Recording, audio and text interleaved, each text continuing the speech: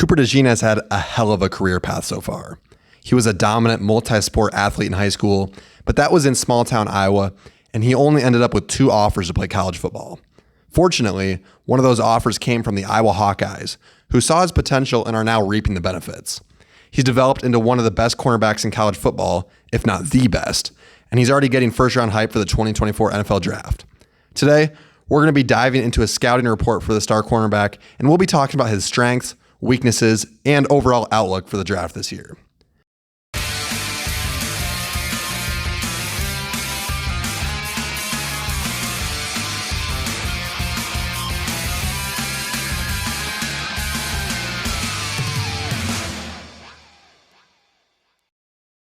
DeJean flashed potential during his freshman season, but he really broke out in 2022 as a sophomore. He recorded 5 interceptions on the course of the season and took 3 of them back for touchdowns, while only allowing a QB rating of just 55.6 in coverage. He was a staple of Iowa's dominant defense, and that led to him getting honored as a preseason All-American for the 2023 season. He's had a solid year so far in 2023, and while it's not quite over, I think he's shown us enough on tape to get an accurate gauge on just how good he is. When someone is this accomplished, obviously they're really good, so we'll start with the positives.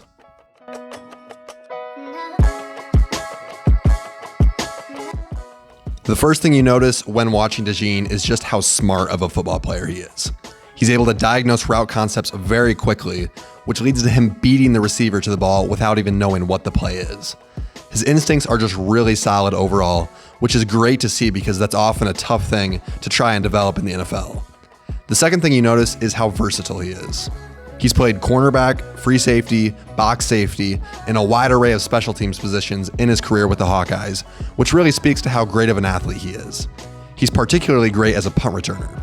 He's just dangerous with the ball in his hands, and we saw that earlier this year when he took this punt to the house to help secure a win over Michigan State. And this one much better, but room for DeJean to work. Crowd can sense it. DeJean across midfield, breaks the tackle. DeJean down the sideline. Goodbye. Touchdown, Iowa. Basically, even if he were to bust as a defender, he's almost guaranteed to be an elite special teams player at the next level, which is very appealing to NFL coaches and raises his floor a lot. In coverage, we know he has great ball skills. I mean, the 5 interceptions he got in 2022 weren't just lucky. He can track the ball and is particularly good at baiting the quarterback into making bad throws. That's something we don't see even from some really good NFL cornerbacks.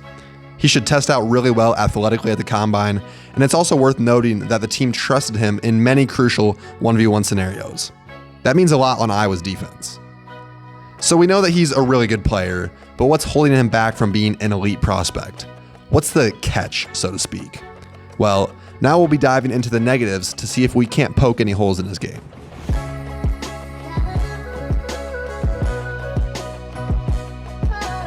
As I was researching for this video, I kept coming across people that say that he's an elite run defender.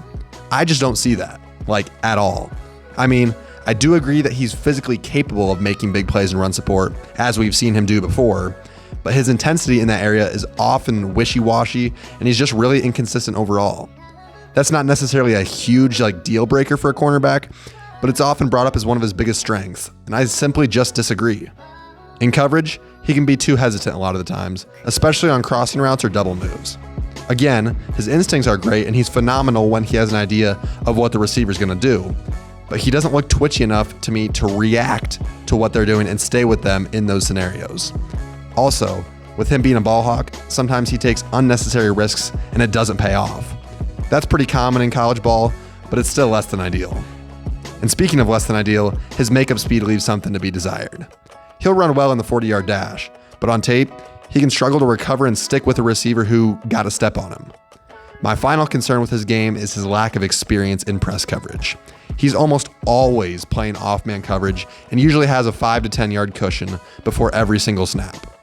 That simply isn't going to cut it in the NFL, especially if he's going to continue to try playing on the outside.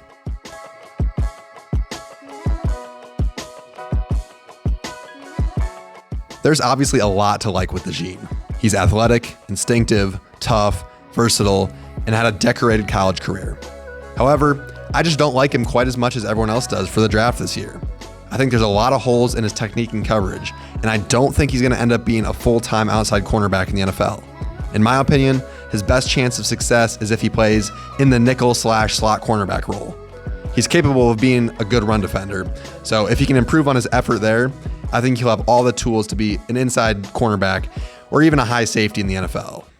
A lot of his value is going to depend on where he gets drafted and what scheme and position he plays, but either way, he's going to be a contributor in year one as a high-tier special teams player. I'm also going to make sure I say this. He has only played cornerback for a couple of years now. Obviously, that's not a lot of experience, so he has some really high upside with his athletic profile if he can continue to refine his technique. I don't project him to be an impact player on the defensive side of the ball in his rookie year, but he has the potential to become a big-time player down the line.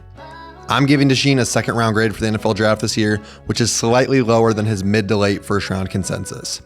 He'll probably end up being ranked between 3 and 5 on my cornerback rankings, but with a scouting report coming before the season is over, things are subject to change. So take this with a grain of salt for now.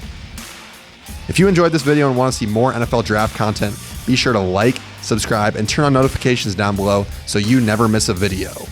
Also, you can go follow me on Twitter at Leo_Sells and leave a comment under this video if you agree or disagree with my evaluation.